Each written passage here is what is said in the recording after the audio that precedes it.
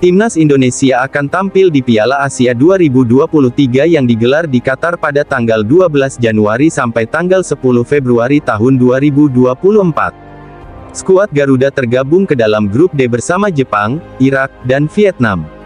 Untuk bertanding di turnamen itu, Timnas Indonesia sudah mempunyai 8 pemain keturunan. Jumlah pemain keturunan itu bisa bertambah satu dengan kehadiran Jay Izzes. Jay Izzes kini sudah berada di Indonesia untuk menjalani proses administrasi.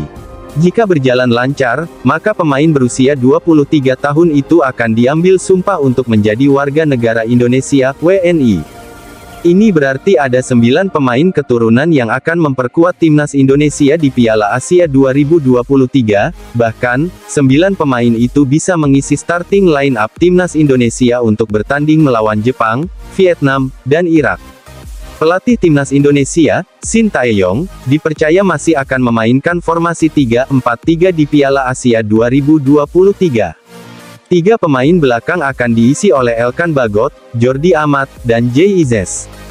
Ketiga pemain itu mempunyai pengalaman di Eropa dan bisa menambah kuat lini belakang tim Merah Putih.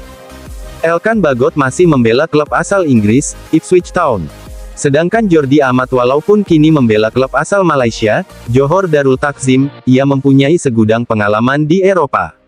Terakhir ada Jay Izzes yang memperkuat klub Italia, Venezia FC. Lanjut ke posisi tengah, di mana ada Mark Klok dan Ivar Jenner yang bisa dimainkan oleh Shin Tae-yong. Untuk Mark Klok, pemain asal Persib Bandung itu memang tidak bermain di luar negeri. Namun, Shin Tae-yong suka memainkan Klok di lini tengah Timnas Indonesia.